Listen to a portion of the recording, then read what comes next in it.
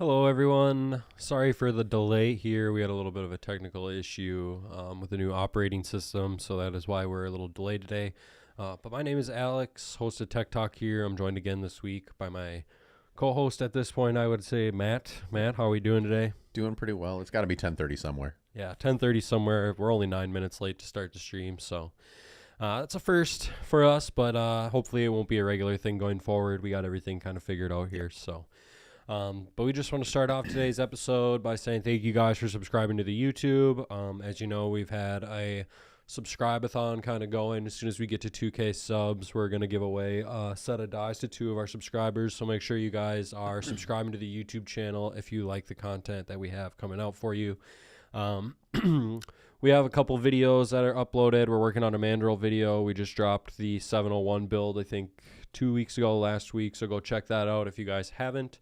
But this week on Tech Talk, Matt's getting ready for a match this upcoming weekend here.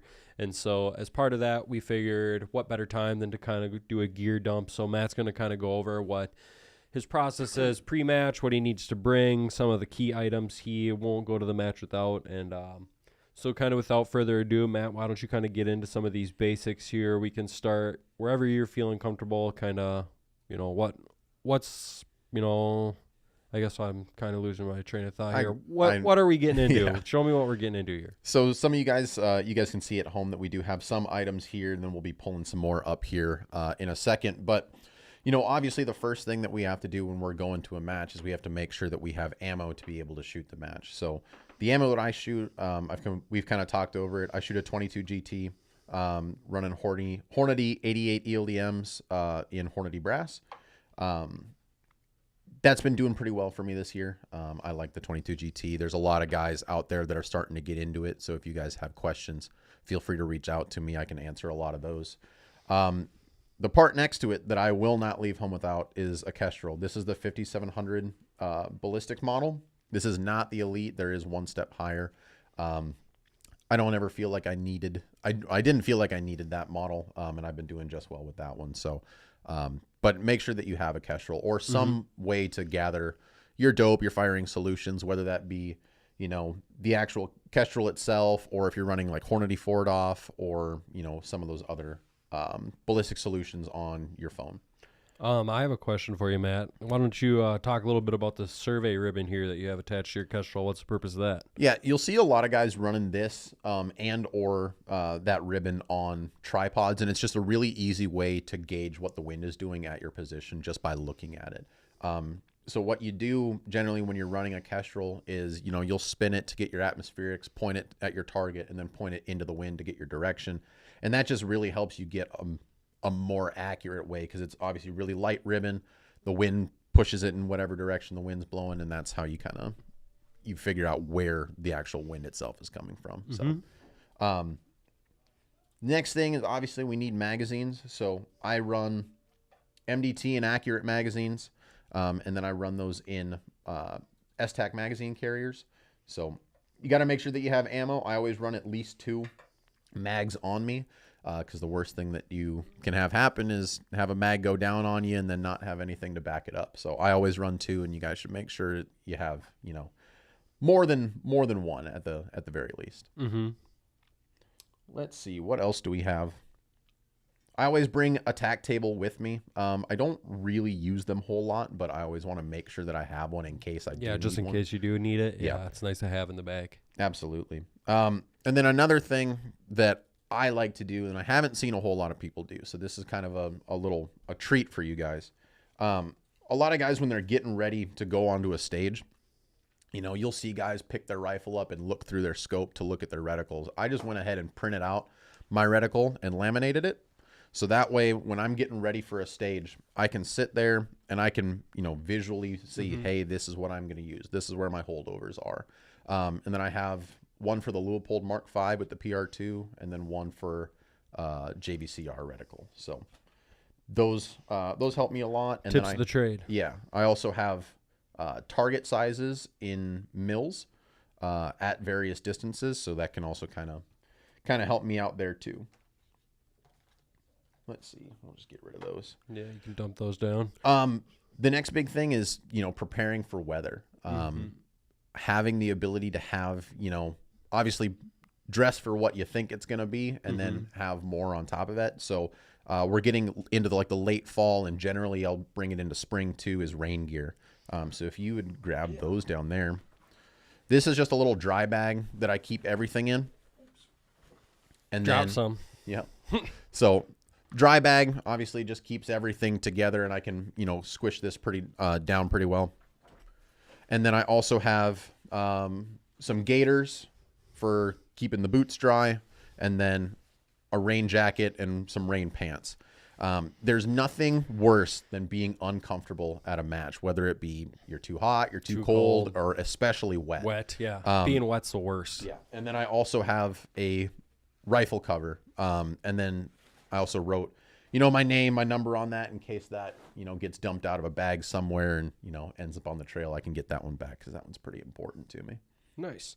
So when you're looking at weather, especially weather-related gear, whether it's your, pants, jacket, gaiter, your dry bag, anything like that, is there any kind of accessory too that you're bringing along to help keep maybe your rifle out of the rain at all? Or yeah, that was this last one that I showed. So this one will fit over the entire rifle, hooking onto the end, hooking onto the back. It covers the scope, so this'll do the whole shebang for that. That's a real lifesaver piece there, I imagine, especially on those days where it's really coming down. Yep.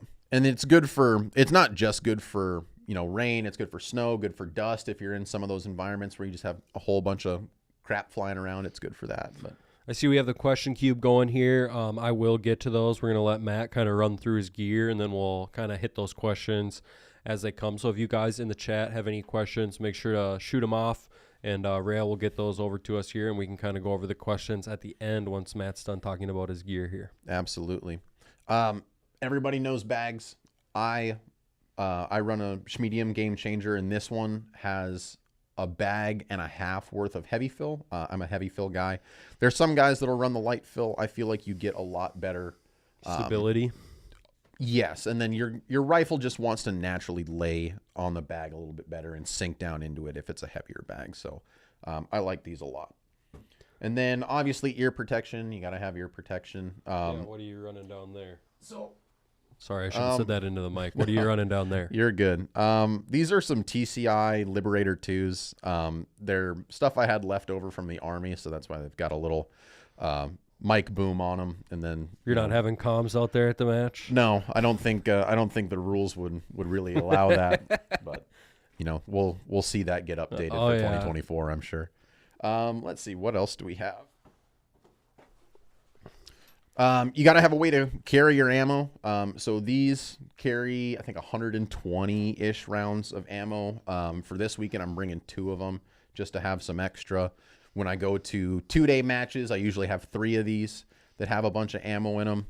And they're just little, take a round, slide them in there, and hold them pretty good, and they zip up. Sure. They've got pockets for, extra accoutrement that you might have. But yeah, always got to have a way to carry your ammo. Yeah. Do you find sometimes that when you're running these, soft-sided ammo holders, do you ever run into any kind of moisture issue or anything like that? Or nope. You don't see a difference between having a plastic hard cover? Because a lot of guys running hard covers, or you just throw their loaded ammunition into their brass box, things like that. Yeah, absolutely. No, I've been running these for 3 years now, and I've never had an issue with them. Obviously, you do want to keep your ammo dry as best you can, so those don't come out of my bag unless I absolutely need them. Yep. And if it's one of those things where I'm expecting either dirt, grime, snow, sleets, whatever coming down on them, I'll usually try to get someplace covered, load my mags up real quick. When my mags go in the mag carrier, they go face down. Yeah. So they don't get exposed to anything crazy either. Yeah, moisture's not as much of an issue. Yeah. All right, let's move on here to the spotting setup. Yeah, absolutely. So, on my tripod, I do have some little leggings on it and a little rock bag. That gives me a place to put my belongings whenever I'm going throughout the day. Just set my tripod up, have a place to put my phone or whatever else I need to set down. I also have a rangefinder in here, a little pocket for my Kestrel, and then my glass up top. So these are, what are these? Apex Optics Summit Pros.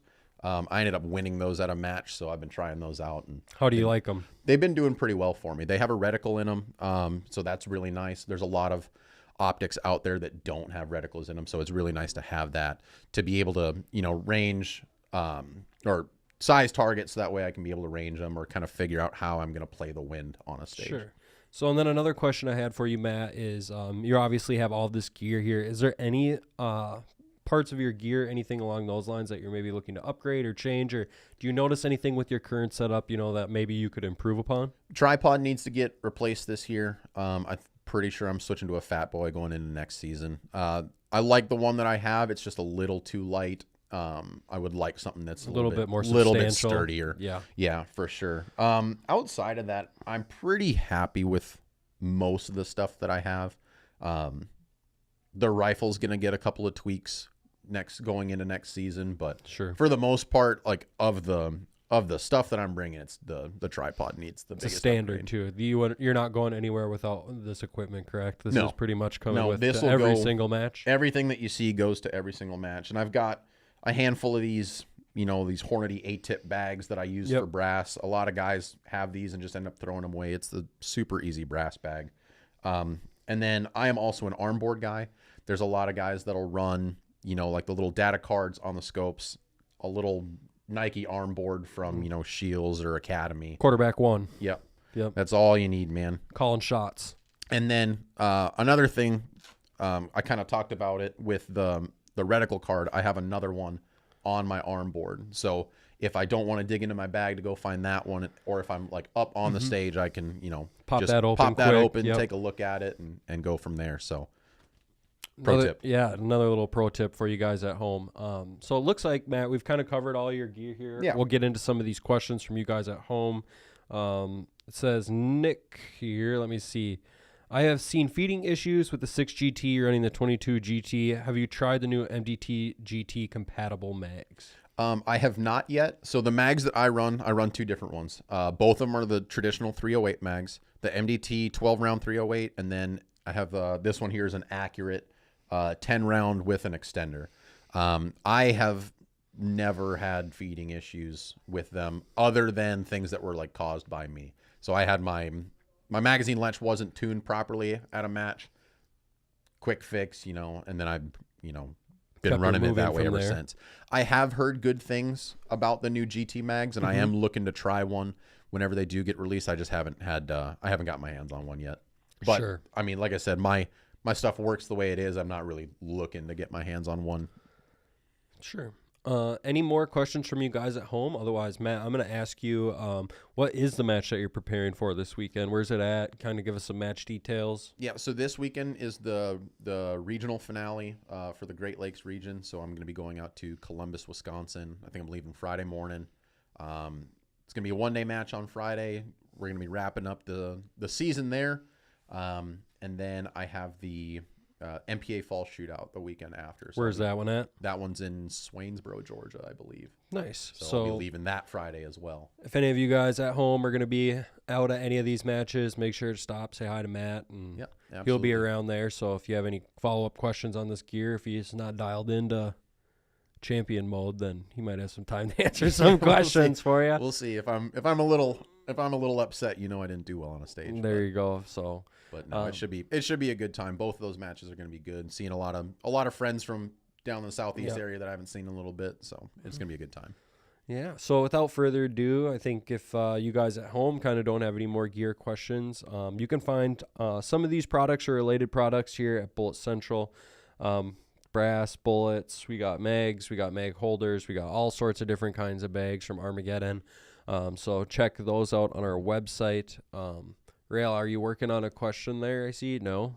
The other thing too is for some of you guys that are newer, make sure that you think about the gear that you're bringing, right? Because if you bring a whole bunch of stuff and you realize like, hey, you don't need it, you're just carrying that stuff. Yeah, don't be the gear guy. Yeah, everyone knows a gear guy, whether you're hunting or shooting, anything like that. They got all the gear, the newest gear, and a lot of times they don't even know how to use it. It could be a detriment to them. Yeah, so just go through your process and figure out, hey, these are the things that I use all the time. These are the things that I don't, and maybe tailor what you're what you're going for. So Yeah, we'll have to kind of do a deeper dive too on some of the products that, you know, we maybe see here moving forward.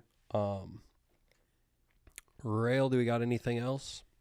We'll have to call it for you guys this week. Again, sorry about the delay with the technology. We're a little flustered here being as we started late. So be on the lookout next week. We should have everything figured out, and we will be moving forward then with Tech Talk. Yep. Thank you guys. Thanks.